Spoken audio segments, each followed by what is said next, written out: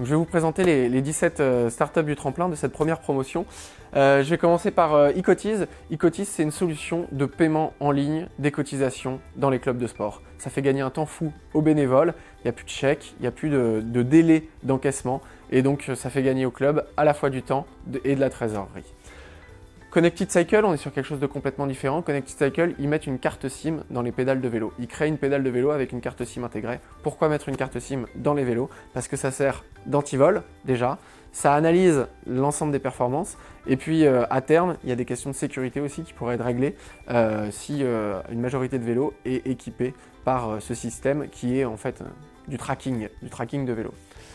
On a Eagle. Eagle, c'est une startup qui est persuadée que l'objet connecté du sport, c'est la montre connectée. Et du coup, ils ont commencé par travailler sur le golf.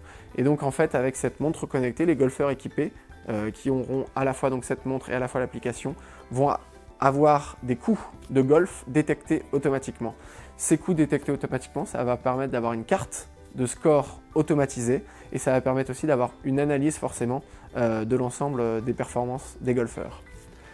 Fuzzburit, c'est très simple, on est sur une plateforme de crowdfunding mais entièrement dédiée au sport. C'est du financement participatif de projets, que ce soit des projets personnels pour des sportifs de haut niveau ou des projets associatifs. SportEasy, on est sur une startup qui en fait a créé une appli d'assistant coach. Aujourd'hui, notamment, essentiellement dans le monde amateur, c'est extrêmement chronophage de gérer une équipe de foot, une équipe de rugby, une équipe de sport collectif, parce qu'il faut relancer en permanence les gens pour savoir qui est là, qui n'est pas là. Il faut organiser la vie de cette équipe. Et bien, cette application SportEasy le fait automatiquement. On va savoir qui vient, qui ne vient pas. Il va y avoir des convocations automatiques. Il va y avoir même jusque l'organisation du covoiturage pour que tout le monde puisse se rendre au stade facilement. Sitters, on est sur une startup qui va travailler sur les places, sur le ticketing. Et en fait, ils ont fait un constat, c'est que même dans les plus grands événements sportifs, ceux qui sont le plus demandés, qui ont été à guichet fermé au bout de 2-3 jours de vente des places, il reste des places vides. Et donc eux, ils vont essayer de gérer ce flux de places vides en créant un système de liste d'attente où on va savoir au dernier moment si on a ou pas une place et si une personne ne peut pas venir, si un partenaire a gardé trop de place, il peut remettre sur le marché des places, y compris au dernier moment. Sportagraph, on est sur une startup qui en fait est capable de coder les photos sportives et donc qui va en fait mettre beaucoup d'informations dans ces photos. Mettre beaucoup d'informations dans les photos, ça va permettre de retrouver beaucoup plus facilement les photos qu'on recherche dans le monde du sport et donc en fait ils créent un moteur de recherche des photos du sport et puis ils alimentent en fait cette photo avec le nom des marques, le nom des événements, beaucoup de choses et ils permettent aussi de traquer l'utilisation de ces photos sur le web, ce qui n'est pas possible aujourd'hui habituellement. Mojo, on est sur une startup qui fait de l'analyse vidéo dans le tennis. C'est-à-dire qu'en fait ils vont mettre une caméra qui est en quelque sorte à la place de l'arbitre, qui va avoir un champ large sur l'ensemble du court de tennis et avec cette caméra, ils vont réussir à avoir l'ensemble des statistiques d'un match de tennis. Ça veut dire que ce qui est aujourd'hui réservé aux professionnels, vitesse des coups, nombre de points gagnés sur revers, sur coup droit, nombre de points gagnés, pourcentage de points gagnés quand l'échange dure plus de 10 coups, etc. Tout cet ensemble de statistiques est désormais accessible au sport amateur et aux joueurs amateurs de tennis. Gymlib, c'est une marketplace pour les salles de sport. Ils sont partis d'un constat simple, c'est que beaucoup de gens s'abonnent à l'année aux salles de sport, mais n'utilisent pas cet abonnement. Du coup, eux, ils vendent des passes, une journée, 3 journées, 5 journées, 1 mois, 3 mois, dans les salles de sport partenaires. Goleo, c'est un réseau social du sport. C'est entre le LinkedIn et le Facebook, mais entièrement dédié au sport. Donc on va avoir énormément d'informations sur le sport, des informations de qualité, et on va pouvoir aussi se rentrer et exister de par sa connaissance du sport et ses capacités sportives.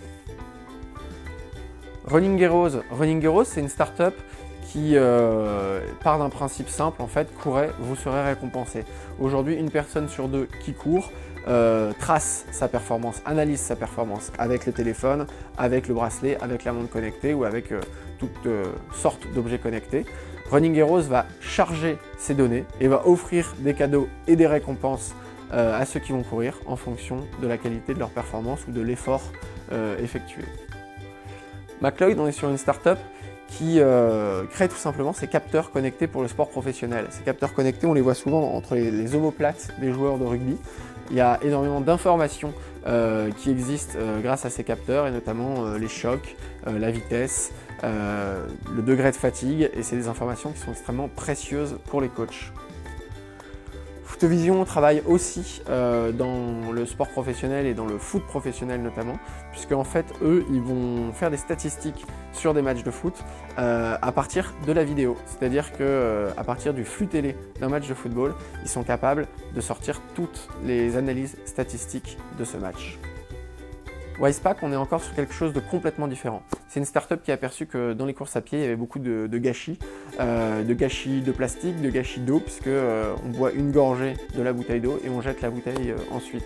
Ce gâchis d'eau potable, eux, ils ont trouvé une solution pour le résoudre en créant une bulle, une bille d'eau comestible et biodégradable. Plutôt que de boire dans une bouteille, on prend la bille, on la mange et il y a la gorgée d'eau à l'intérieur. Tech4Team, on est sur une startup qui fait du yield management dans la billetterie sportive. Le yield management, on s'en sert tous, on le connaît tous. C'est simplement que le billet de train ou le billet d'avion ne vaut pas le même prix si on l'achète 3 mois avant ou si on l'achète la veille. Ça suit forcément la courbe de l'offre et la demande. Eux adaptent ces modèles mathématiques à la billetterie sportive. L6, c'est une startup un tout petit peu plus compliqué d'expliquer ce qu'ils font. C'est des chercheurs, c'est des scientifiques. En fait, à partir d'une goutte de sang, ils sont capables d'analyser les biomarqueurs liés aux brûleurs de graisse. En fait, quand on fait une pratique sportive, cette pratique sportive ne va pas du tout avoir les mêmes conséquences sur le corps selon notre métabolisme. Moi, je vais aller courir 1 heure, ça n'aura pas les mêmes conséquences sur mon métabolisme qu'une autre personne. Et du coup, eux, ils permettent de comprendre quel sport est adapté à quel métabolisme dans l'optique de brûler des graisses.